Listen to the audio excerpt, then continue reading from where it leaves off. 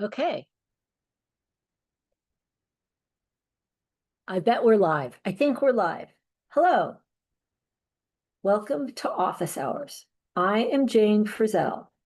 This is a weekly live stream that I initially began for only riders in this program, but they tend to not have as many questions. So it's become more of a, well, it's just every Wednesday at 3 o'clock. And we're going to talk about riding, and I'm going to talk about what's going on in general in the horse world. Today I have a very specific topic that I'm going to get into in a minute, but I do want to say anyway, the net about explaining how office hours started and what it is I hope you'll tune in every week, because there is no other online riding education that has been vetted that's worth its salt. So there are a couple other great rider trainers who are online, but I'm talking a handful, and I will share those names another time. But this is the rule of thumb that it's safe to operate by. What is online is at best incomplete, but probably has huge error in it. And that brings me to the topic for today. But first, I will just want to make one other announcement. Starting the first week of summer starts June 21st, I think is the official day. Starting the first week of summer, the primary topic that's going to be discussed every Wednesday are horses that are prone to tension. Last summer, we spent many weeks talking about the other side of the same coin, quote unquote, lazy horses, lazy or stuck horses, which we learned they're not actually lazy. And that is a playlist that you can find on this channel. The playlist is called Sleeping Beauties. My teacher, Major Lindgren, called that type of horse a sleeping beauty. And the other side of the same coin are horses that are prone to tension, which he called them a nerve. I had one horse so like that, and he called it a nervous wreck instead of nervous wreck. English wasn't his first language.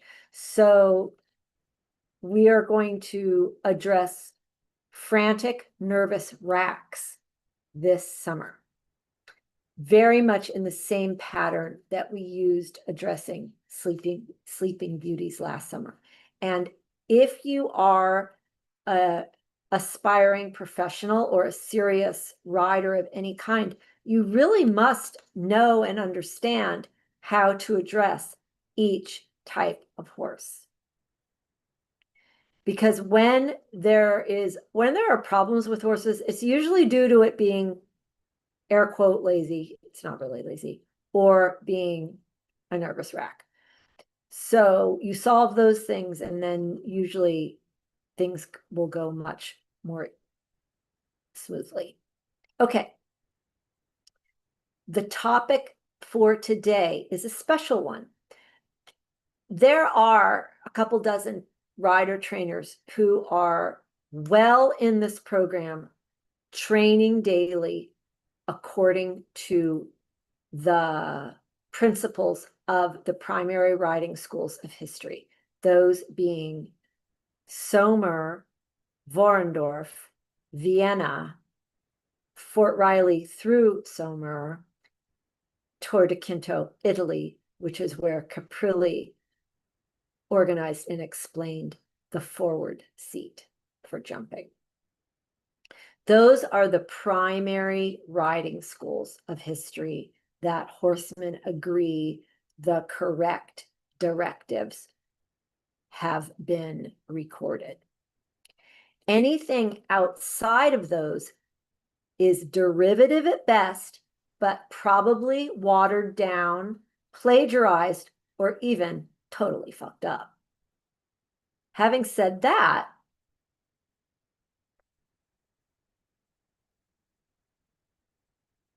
the riders and trainers in this program have as a requirement to prove their riding and training, every phrase of it, against the instructions from those schools. So that means the riders and trainers in this program, number one, know the instructions from those schools, and number two, can do the instructions from those schools, which they must be able to do in order to explain them to the horses. The riders and trainers in this program are required to prove the instructions from at least 3 of those schools I listed. So no one is allowed to pick a favorite school and say, je suis français, I am French, or I train German, or I only believe the Spanish riding school, because that contributes to snobism, and it isn't the case in riding. Think of it this way. What if you only knew how to deal with Selle Francais basket cases, but didn't know how to deal with warm bloods from Hamburg who are just stoned and lolling around? You've got to know how to deal with both types, the hot and the lazy. And the instructions from these schools that I've listed, when they are rightly understood, they are extremely, they are exactly the same, maybe just in different orders and from different points of view. But here's the main point. A legitimate trainer knows all of those instructions, not just one school. There is not just one school. That is impossible. And it's a dead giveaway way up at the beginning that you are dealing with the IRC, influencer riding culture. And there's some pretty well-known people who kicked that off, who started it off. About 25, 30 years ago, it got started, as soon as there was an internet. The horses have always faced charlatans and bad riding. It's always been a thing in the horse world, but the internet has fed the problem in a very distressing way. So yesterday, I started off telling you that there are a couple dozen rider trainers who are full on in this program, who really know their stuff and are riding very well. I also have many rider trainers who I've met along the way that I'm very fond of, whether they're training in the program yet or not. And I sort of like, a hen gathers the chicks, or a mother duck watches over the ducklings. I do keep an eye on what's going on in the snake bit online world, especially snake bit Facebook. And yesterday, I saw a young rider trainer, very young. When I met her, she was a teenager, I'm pretty sure. And now that was within the last 5 years. So she is a young woman, good rider. And she took a break from riding, which is very wise, and now is back and has a youngster. And so she's back. I see her now out and about on campus online. And I noticed something yesterday, that one of the worst examples of a counterfeit school, for lack of a better word, that has a lot of publicity and media surrounding it, she had marked something with one of those little hearts, on Facebook. And I thought, oh my God, this is a wonderful young lady, and she's a great rider, and I don't want her to get swept off in this very tempting, right sounding, huge mistake. So I thought to myself, and then there's always my question, is this really any of my business? Well, you know what? Yes, because I like her and I think she's a good rider and I want her to be a fantastic rider. So I sent her a private message, and this is what I said. Tuesday, 8:19 a.m.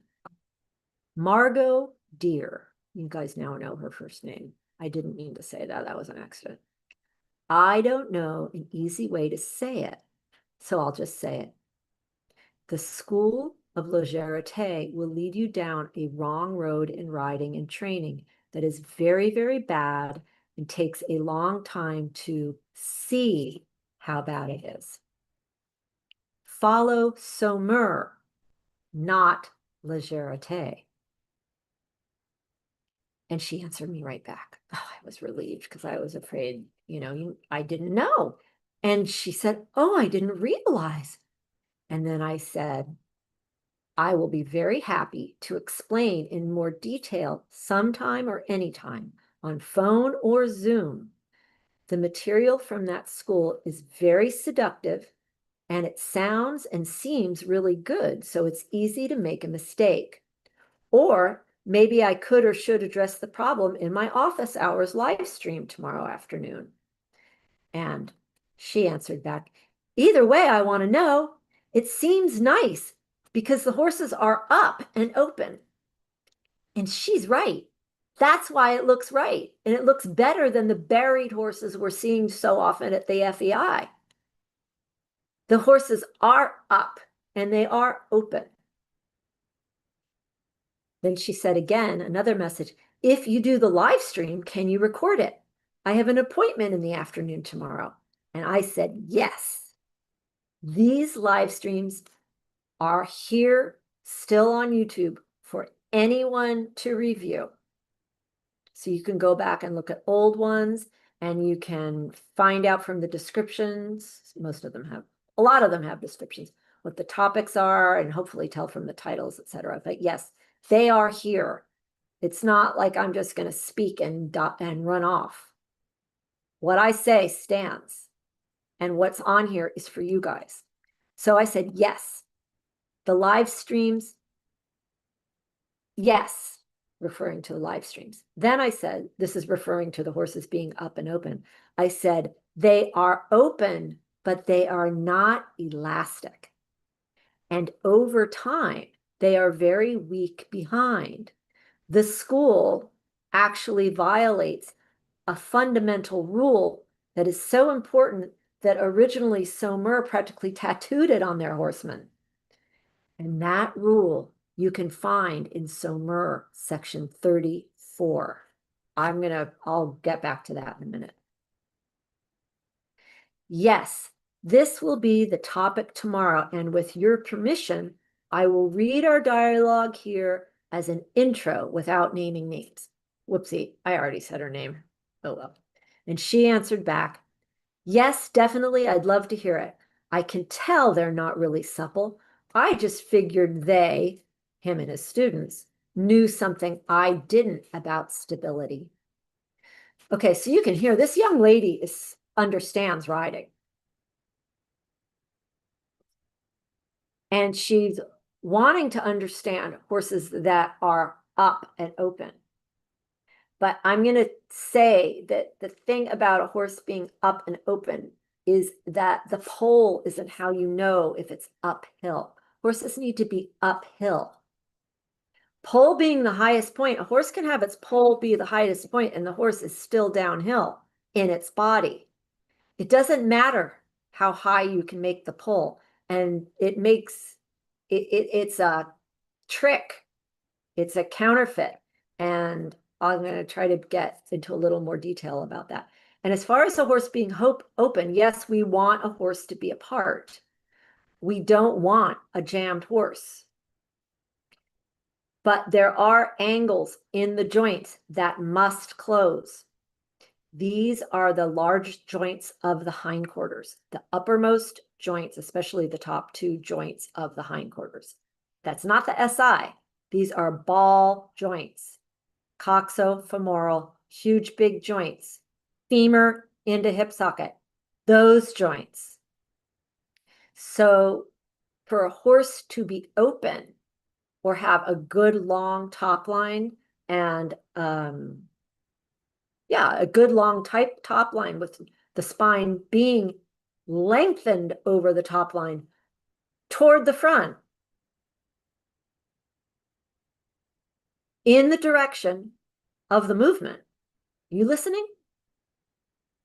It's not all the way up in the air like a giraffe, toward the front of the movement. In order to anchor the base of the spine so that the spine can go in that direction when the horse follows his bit, the hindquarter joints must engage by load bearing. So then whether the pole is the highest point or I lengthen my rein and send my bit down to the sand for a moment and he follows it down. So he might be eating sand, but his withers are above his croup. So there's up in this fake school of Legerete versus the horseman's term uphill, which is in the body. Croup to withers, uphill. Very important distinction. And as for open, there are horses that are apart and strung out and sort of incohesive. And then there are horses that are using themselves with all of their body parts, especially their joints. The major called them hinges. That he has more hinges. That the horses have more hinges. So when the horses have more hinges, that is making this open, apart, uncompressed going. So good collection, the horses are going to have this apartness, this openness, and have an open throat latch also. But it's not a hollow, it's not a stiffened, like artificial. I'm holding my nose out so I'm not beaten up or kicked out of a Facebook group. It's not that. It's that the horses who know to follow their bit and the bit has a forward action, the horse is genuinely going to my bit with my hind end. I'm going to my bit with my hind end. So then the nose is in front of the vertical. That is that open but still round frame. The top line means it's round. The correct idea about his bit means that the throat latch is open. Okay, so I am going to address this rotten school of Legerete that has two excellent rider trainers that I'm aware of, but who were already excellent before they arrived in the school. Otherwise, there are just thousands of people following along, and they do not have horses that are working well. It doesn't translate. If you are an educated trainer, you must and should be able to ride for a master in Sweden or Germany or Vienna, Austria, or Spain, or Portugal, or France, or Sweden. I like to tell this anecdote. The year before he died, João Oliveira gave Klaus Balkanol, a youngster that he trained, not a youngster, I think it was a pre-St. George horse. So, but it's still like 8 years old or something. João gave Klaus a horse. Do you think Klaus could ride the horse? Of course, Klaus could ride the horse, because there is only one way to ride a horse correctly, and that is back to front. And P.S., the Oliveiras were far more into Steinbrecht than people want to admit. And I know that because João told me. Okay. I am now going to read a list that I prepared in advance for this topic. And it's not complete, but I want to stick to a list because this makes me mad that this stuff is so prevalent and popular online and that so many people are seduced by it and really led so far astray that it is an ending. It ends what might have been a wonderful riding career, whether it ends it for the horse, in the particular horse, or the person. It makes a very closed-minded and very wrong thinking about how horses go. So I'm going to read this, not totally thorough, but starting us off on a list. How this school seduces with partially true statements. I'm sure you guys have all heard this adage that falsehood, I think it's falsehood rides in on the back of truth. No liar, good liar, let me say it this way. Good liars mix their falsehoods in with lots of truth. And that's why things can sound really good. So one of these partial distorted statements that this particular school talks about is that the hand or the fourth? The hand must be light. This is true in principle, but what happens is that the light hand, and in these cases, the open hand, which is very deleterious, becomes this light hand, and these floppy reins become the goal, not instead of being the result of a self-going, carrying forward straight horse. So I would correct that the hand must be light. I would instead say the hand must be educated and the mouth must be educated. And that will make them light. And the forehand must be light, not the head. The forehand must be light, not the head. Actually, the whole horse should be light. I didn't say this. Hausberger said it recently, that lightness is an entire body situation. It's not just referring to the front or the head or the mouth. And Baudin also said that if a horse is light, that means he is ready for action in any direction. It's a whole body. The whole body is light and quick. Lightness has more to do with instantaneousness instead of weightlessness. Although I ride on the weight of my reins because my reins connect me to my horse's mouth. And my hand just is on that straight line, elbow to bit, and then can communicate within that connective line. The hand, it has forward action. All right, I don't want to go off on a huge topic. There's so much wrong with the school. It could literally be like a whole channel. The horse must never resist. Horses must resist. If you have a horse that doesn't resist, he is either making a fool of you or you have not started to train him. There is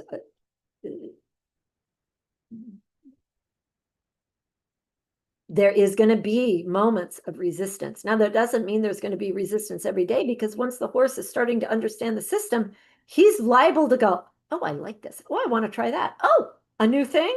Let me take a try. You know what happened yesterday?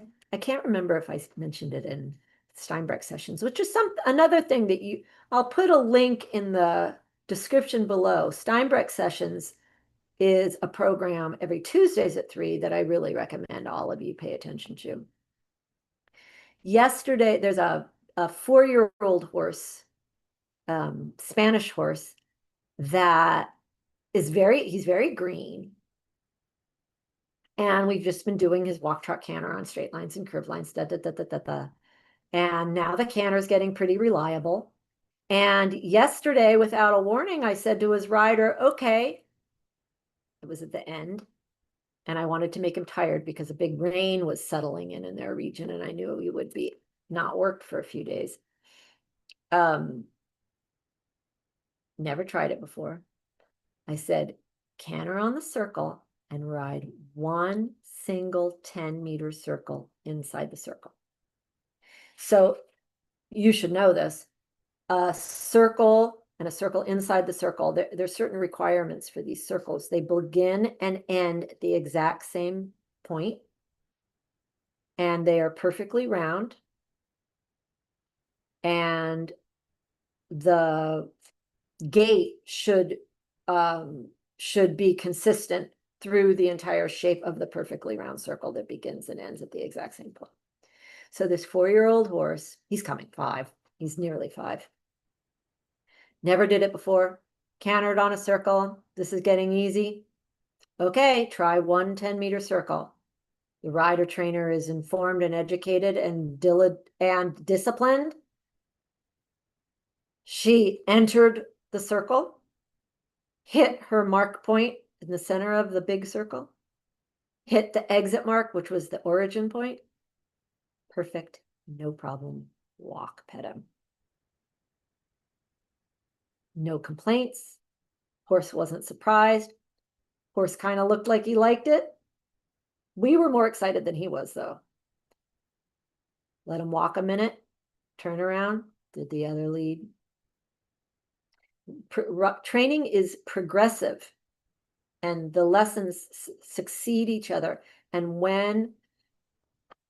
we ride horses we have to ride to a point that it's a little difficult. Next week, it's going to be a little more difficult because he did that so easily.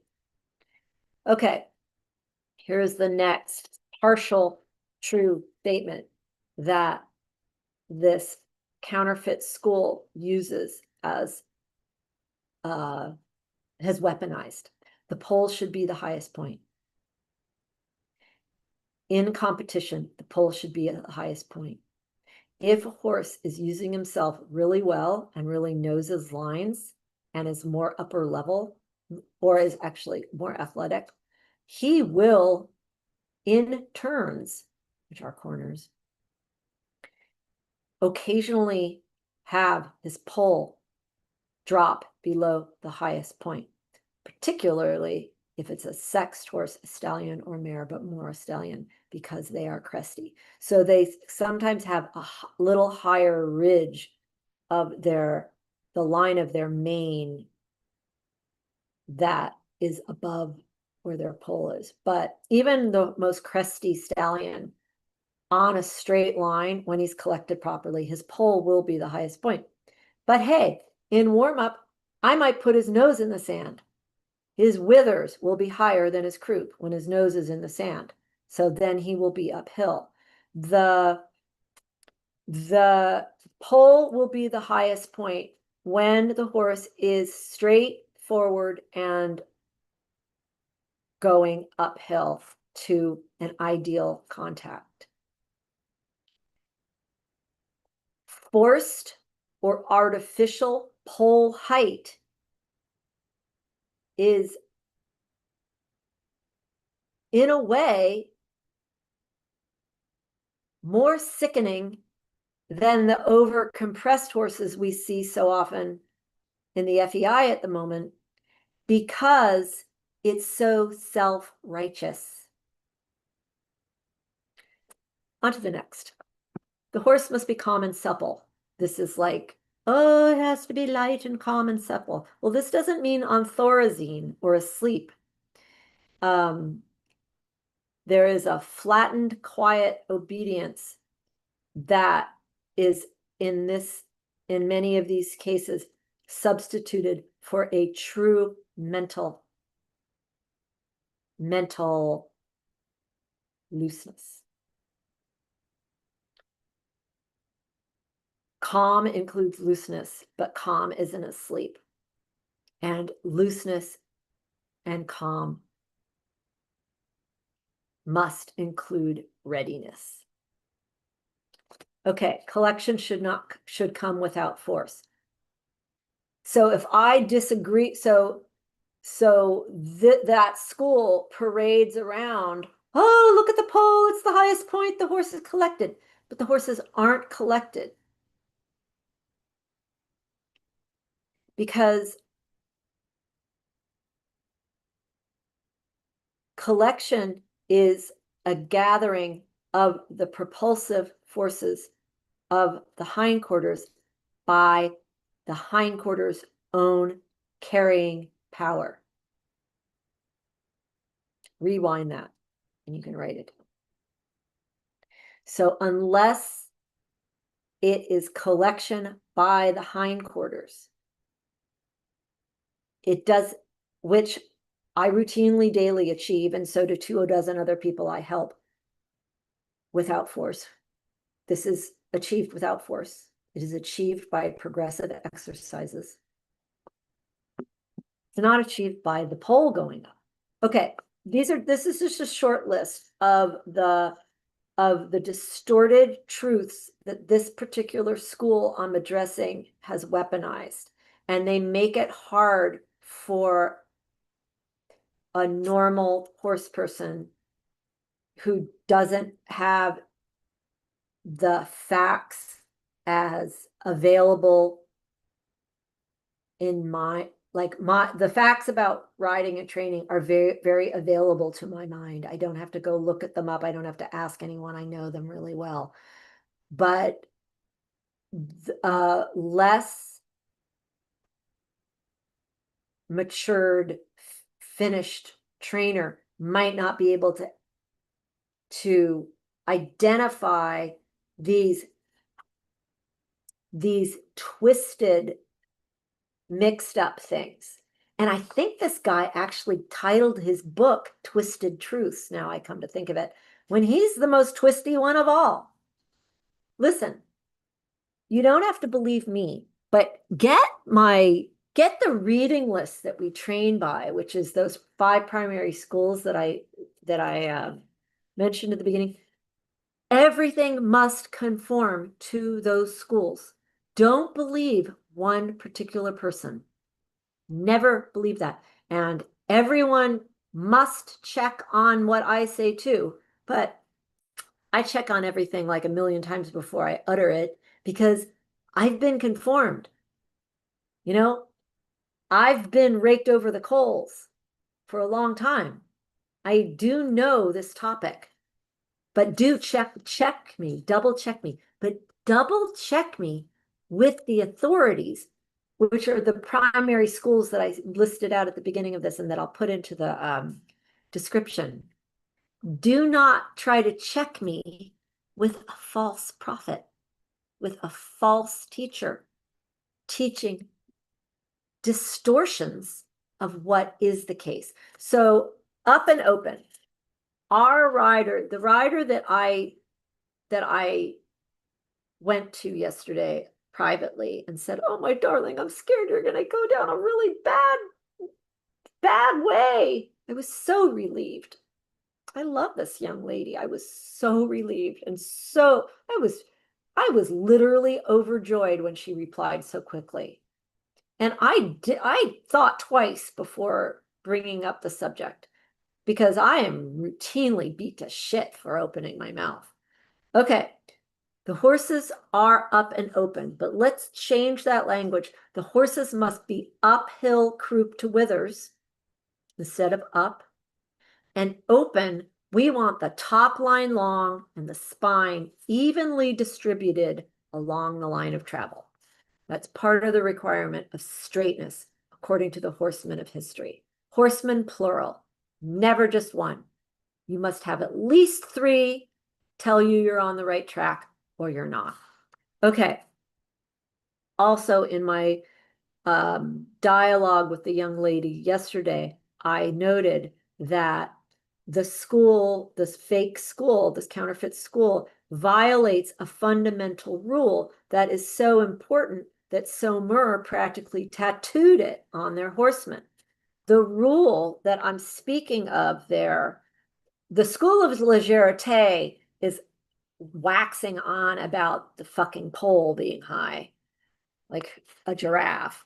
But the actual rule that the school Saumur, that this counterfeit guy actually originally came from and betrayed, the rule that it highlights as the most important idea is illustrated with a drawing of the skeleton of a horse showing the joints of the hindquarters, especially the uppermost ones.